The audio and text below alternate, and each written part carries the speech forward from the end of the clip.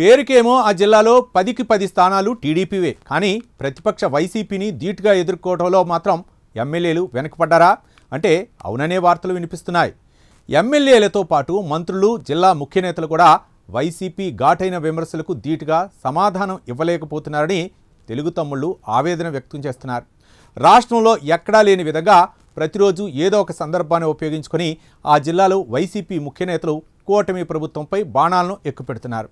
ముఖ్యంగా ఓ మాజీ మంత్రి అయితే ఏకంగా మహిళా ఎమ్మెల్యేలు, సీఎం చంద్రబాబు సతీమణి భువనేశ్వరులపై అనేక వ్యాఖ్యలు చేసినా వాటిని తిప్పికొట్టే పరిస్థితిలో ఆ జిల్లా నేతలు లేకపోవడం పార్టీలో కొంత నైరాశ్యాన్ని మిగులుస్తోంది. ప్రతి నియోజకవర్గంలోనూ సొంత పార్టీలోనే అంతర్గత విభేదాలు కనిపిస్తున్నాయి. దీంతో అంతర్యుద్ధంలో మునిగిపోయిన నేతలు వైసీపీని పట్టించుకోవడం లేదనే ఆరోపణలు వెల్లువెత్తుతున్నాయి. ఇంతకీ ఆ జిల్లా ఏంటి? ఆ నేతల మౌనానికి కారణమేంటి? ఇవాల్టి తెరచాటు రాజకీయంలో తెలుసుకుందాం.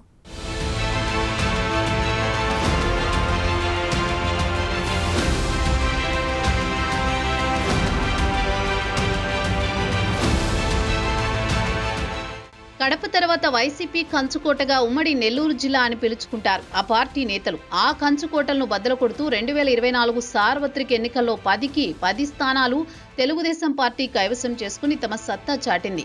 కట్ చేస్తే 10 నియోజకవర్గాల్లోనూ ఎమ్మెల్యేలు, జిల్లాలోని ముఖ్య నేతలు అధికార దర్పంలో మునిగిపోయారు. అంతే తప్ప వైసీపీ ఘాటైన ధీటైన విమర్శలను ఎదుర్కోవడంలో విఫలమవుతున్నారని వార్తలు జిల్లాలోని తెలుగు తమ్ముళ్లలో ఆవేదనను మిగులుస్తోందట. వీరితో పాటు కూటమిలోని భాగస్వాములైన జనసేన, బీజేపీ నేతల్లో కూడా కొంత ఆవేదనే కనిపిస్తోందట. 2019 ఎన్నికల్లో వైసీపీ గెలిచిన సందర్భంలో జిల్లాలో ఒక్క తెలుగుదేశం పార్టీ నేత కూడా బహిరంగంగా వైసీపీని విమర్శించేందుకు భయపడ్డ పరిస్థితులు కనిపించాయి. ఒకరిద్దరు నేతలు తప్ప మిగిలిన వారు కనీసం నోరు తెరవలేదు. కానీ 2024 ఎన్నికలు ముగిశాక కూటమి ప్రభుత్వం అధికారంలోకి వచ్చాక వైసీపీ నేతల్లో మాత్రం అలాంటి పరిస్థితి కనిపించడం లేదు. వరుస పెట్టి ఇష్ట ప్రకారంగా ఆరోపణలు చేయడం, అనవసర విషయాలను రాద్ధాంతం చేస్తూ హడావుడి చేయడం పరిపాటిగా మారిపోయింది. ముఖ్యంగా టీడీపీలోని ఎమ్మెల్యేల చుట్టూ చేరిన కొంతమంది లీకువీరులు ఆ పార్టీలోనే ఉంటూ వైసీపీ నేతలకు రహస్యాలను చేరవేస్తున్నారనే ప్రచారం జోరుగా సాగుతోంది.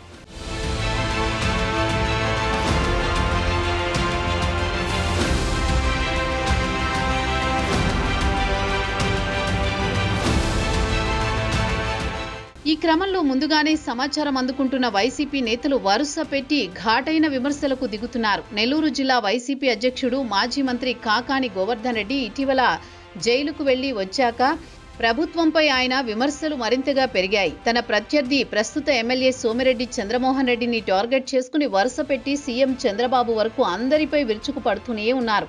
అటు మరో మాజీ మంత్రి నల్లపురెడ్డి ప్రసన్నకుమార్ రెడ్డి అయితే తన ఇష్ట ప్రకారం వ్యాఖ్యలు చేస్తూ వస్తున్నారు. మొన్న మధ్య తన ప్రత్యర్థి ప్రస్తుత ఎమ్మెల్యే వేమిరెడ్డి ప్రశాంతిరెడ్డిపై ఆయన చేసిన వ్యాఖ్యలు తీవ్ర దుమారం రేపిన విషయం తెలిసిందే. ఈ క్రమంలోనే ఆయన నివాసంపై కొంతమంది దాడికి కూడా పాల్పడ్డారు.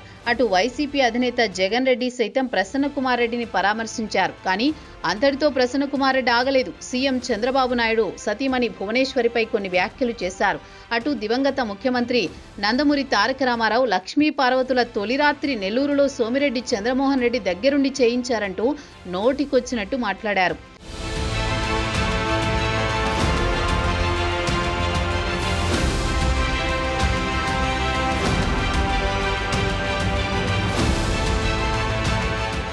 వీరితో పాటు వెంకటగిరి వైసీపీ ఇన్ఛార్జ్ నేదురుమల్లి రామ్ కుమార్ రెడ్డి, ఎమ్మెల్సీ పర్వత చంద్రశేఖర్ రెడ్డి, ఇంకా వైసీపీకి చెందిన కొంతమంది నేతలు ఇటీవల టీడీపీపై, ఆయా నియోజకవర్గాల ఎమ్మెల్యేలపై నోటికొచ్చినట్టు మాట్లాడుతున్నారు. మొన్న మధ్య మాజీ మంత్రి అనిల్ కుమార్ యాదవ్, ఎంపీ వేమిరెడ్డి ప్రభాకర్ రెడ్డిపై కొన్ని వ్యాఖ్యలు చేశారు. దీంతో వీపీఆర్ వర్గం తప్ప మిగతా ఎవరూ కూడా స్పందించకపోవడం గమనార్హం. ఈ క్రమంలో తెలుగుదేశం పార్టీలోని క్యాడర్లో కొంత అసంతృప్తి కనిపిస్తోందట. వైసీపీ నేతలు ఇష్ట ప్రకారం మాట్లాడుతున్నారు. అయితే తమ నియోజకవర్గాల ఎమ్మెల్యేలు, జిల్లాలోని మంత్రులు మౌనం వహిస్తుండడం ఎంతవరకు కరెక్ట్ అనేది వారి ప్రశ్న. అన్ని నియోజకవర్గాల్లోనూ ముఖ్యమంత్రి చంద్రబాబు మార్కుతో అభివృద్ధి కార్యక్రమాలు శరవేగంగా జరుగుతున్నాయి. అయినప్పటికీ పార్టీ పరిస్థితులను భుజాన వేసుకోవాల్సిన నేతలు గోడ మీద పిల్లుల్లా వ్యవహరిస్తున్నారనే సంకేతాలు వినిపిస్తున్నాయి.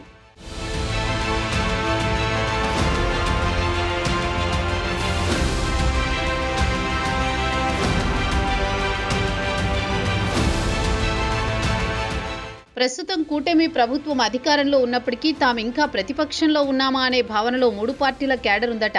జిల్లాలోని అన్ని నియోజకవర్గాల్లో తెలుగుదేశం పార్టీ అంతర్గత పోరు కొనసాగుతోంది. 1-2 నియోజకవర్గాల్లో దాన్ని సద్దుమణిగేలా చేసినప్పటికీ కొన్ని ప్రాంతాల్లో ఇంకా టీడీపీ అంతర్యుద్ధం కొనసాగుతోంది. ఉదయగిరి, కావలి, కోవూరు, సూలూరుపేట, వెంకటగిరి, నెల్లూరు సిటీ నియోజకవర్గాల్లో నేతల మనస్పర్ధలు పార్టీకి తీరని నష్టాన్ని తెచ్చిపెట్టేలా కనిపిస్తున్నాయి. ఇటీవల ఎమ్మెల్యేలు, మంత్రులు తమ సమావేశ మందిరాల్లో ముఖ్యమైన టీడీపీ నేతలతో కలిసి ఏదైనా సమీక్షా సమావేశం నిర్వహించుకున్నా, అభివృద్ధి పనులపై మాట్లాడుకున్నా, కాంట్రాక్టుల గురించి చర్చించుకున్నా నిమిషాల వ్యవధిలో అవి వైసీపీ నేతలకు చేరిపోతున్నాయట. ఆ లీకు వీరులు ఎవరు అనేది ఎమ్మెల్యేలు కనిపెట్టలేకపోతున్నారట. దీంతో వైసీపీ నేతలు ఆ ఎమ్మెల్యేలను కూటమి ప్రభుత్వాన్ని టార్గెట్ చేసుకుని రెచ్చిపోతున్నారు.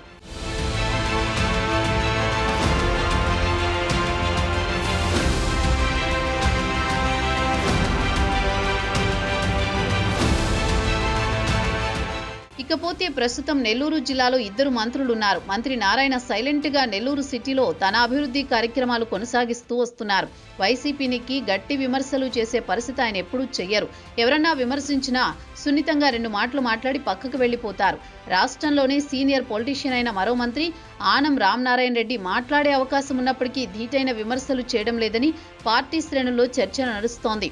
ఈ విషయంపై ముఖ్యమంత్రి చంద్రబాబు సైతం కొంత ఆగ్రహంగా ఉన్నట్టుగా తెలుస్తోంది. మిగిలిన నియోజకవర్గాల్లో ఎవరికి వారే యమునా తీరే అన్నట్టుగా వారి నియోజకవర్గాల్లో మునిగిపోయారు. అంతే తప్ప వైసీపీని ఎదుర్కోవడంలో డీలా పడ్డారట.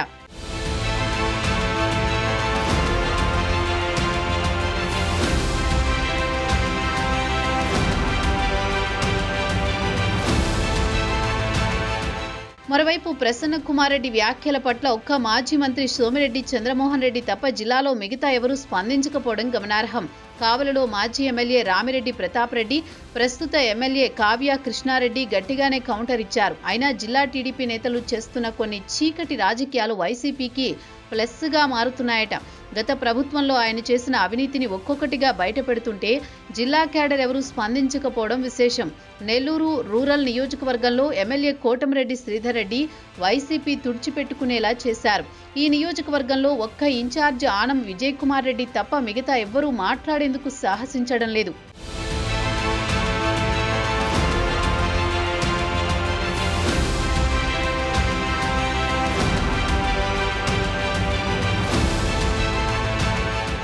కూటమి ప్రభుత్వం ఏర్పడి దాదాపు 1.5 సంవత్సర కాలం గడిచిపోయింది. వాస్తవానికి ప్రతి 3 నెలలకు లేదా 6 నెలలకు టీడీపీ జిల్లాలో ముఖ్యమైన నేతలు, ఎమ్మెల్యేలు, మంత్రులతో కలిసి పార్టీ వ్యవహారాలపై సమావేశాలు పెట్టుకోవలసి ఉంటుంది. కానీ జిల్లాలో అలాంటి పరిస్థితులు కనిపించడం లేదు.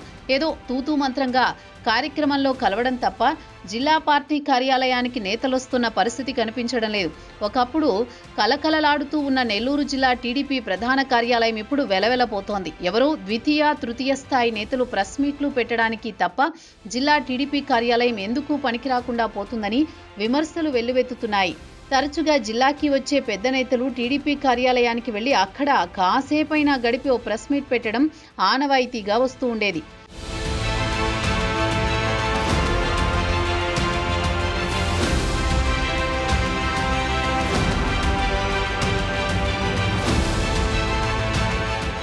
అయితే ఇప్పుడు ఆ పరిస్థితి జిల్లాలో కనిపించడం లేదు. జిల్లా అధ్యక్షుడు అబ్దుల్ అజీజ్ సైతం పెద్దగా టీడీపీ కార్యాలయానికి రావడం లేదు. నెల్లూరు ఎంపీ వేమిరెడ్డి ప్రభాకర్ రెడ్డి జిల్లాలో ఉంటే నేతలంతా ఆయన నివాసం చుట్టూ తిరుగుతున్నారట. ఇందుకు పెడుతున్న శ్రద్ధ కనీసం పార్టీ అంతర్గత విభేదాలను పరిష్కరించడం, వైసీపీని ఎదుర్కోవడంపై పెట్టడం లేదని విమర్శలు వస్తున్నాయి. ఇలానే కొనసాగితే వచ్చే 2029 ఎన్నికల్లో తామే తిరిగి అధికారంలోకి వస్తామని వైసీపీ జోష్యం చెబుతోంది. ఇదే నిజమైతే తమ పరిస్థితి ఏంటి అనేది తెలుగు తమ్ముళ్లలో మెదులుతోన్న ప్రశ్న. తమను కాపాడతారు అనుకున్న ఎమ్మెల్యేలు, జిల్లా నేతలు వారి సొంత లాభాలలో మునిగిపోయారు. దీంతో ఇప్పుడు పార్టీ పరిస్థితి ఎలా ఉంటుందో అని కేడర్ ఆలోచనలో పడిందట.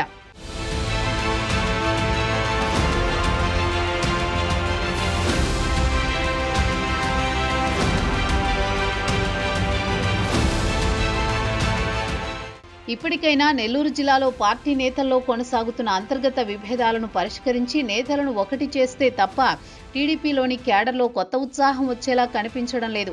అందులోనూ త్వరలోని స్థానిక సంస్థల ఎన్నికలు కూడా రాబోతున్న సమయంలో పార్టీలో నూతన ఉత్సాహాన్ని నింపాల్సిన అవసరం ఎంతైనా ఉంది. అడ్డు అదుపు లేకుండా రెచ్చిపోతూ తమదైన శైలిలో వైసీపీ ఘాటైన వ్యాఖ్యలు చేస్తుంది. అయితే ఫ్యాను పార్టీకి కనీసంలో కనీసం సమాధానం చెప్పగలిగిన నేతలు కూడా సైలెంట్గా ఉండడం పార్టీకి కొంత తీరని నష్టమే అని చెప్పొచ్చు. ఇప్పటికైనా రాష్ట్ర అధిష్టానం నెల్లూరు జిల్లా టీడీపీ వ్యవహారంపై దృష్టి పెట్టాల్సిన అవసరం ఉంది. మరి చంద్రబాబు నెల్లూరు జిల్లాపై ఫోకస్ పెడతారో లేదో వేచి చూడాలి.